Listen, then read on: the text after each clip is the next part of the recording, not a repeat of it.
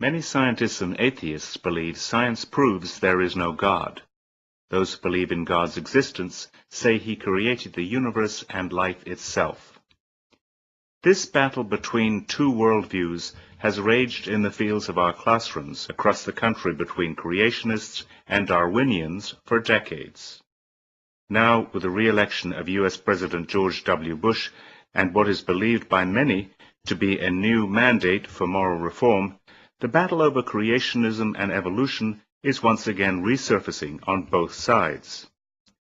As we see in this report, the only difference in the battle between today and years past is that some scientists, and the foremost atheist in the world, now believe science is providing evidence for the very existence of God. In Grantsburg, Wisconsin, the local school board is in the middle of a debate. On the one side is evolution, and on the other intelligent design or creation. It's a battle that is waging in an increasing number of states across the country. In suburban Atlanta, Rogers got 2,600 other parents to sign petitions demanding change in the science textbooks of Cobb County. After heated discussion on all sides, the school board settled on a sticker, warning students that the books teach evolution, which the sticker called theory and not fact, and urging readers to approach evolution with an open mind. As a judge heard testimony in a lawsuit brought by parents who want the stickers removed from Cobb County's science books. It is an argument with 2 points of view that are widely divergent.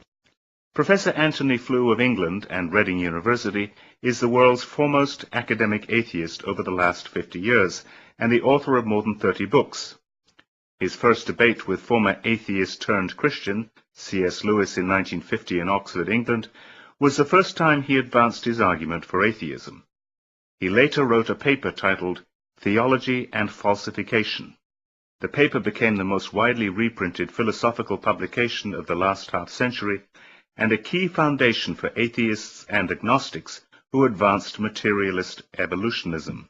Flew's main theses were that the universe is eternal, it has always existed and always will, that life is a random process, the result or accidental product of chemical interactions. And third, the existence of God is a self-contradiction, and evil is not compatible with the existence of God. That is to say, we start and stop with the universe itself, with the everyday world of common sense and common experience, and with those hidden mechanisms of that world which are progressively revealed by the advance of science. But now it is the advancement of science itself that has changed the mind of Flew and some scientists. At a recent summit at New York University, Flew changed his position and now believes in God as the creator of the universe. It is all, in my view, a matter of the enormous complexity by which the results are achieved, which look to me like the work of intelligence. Flew discussed the points with Professor Gerald Schroeder, who was with the Weizmann Institute of Jerusalem and MIT, and Professor John Haldane of the University of St. Andrews. Flew turns to various discoveries of science to prove his point. From the fossil records showing the sudden appearance of a fully developed life, to the emergence of visual consciousness across the animal kingdom, to the basic need for reproduction. But it is the manifestation of life written in DNA and the transcription of DNA to RNA and RNA into protein and the subsequent process of protein folding that makes the best case for Flew. What I think that the DNA material has done has shown by its almost unbelievable complexity of the arrangements which lead to produce this being, that intelligence must have been involved in getting these extraordinarily diverse elements to work together. As for the battle between evolution versus creation in the classrooms, it seems it may never end. But it may be explained best by re-quoting Flew.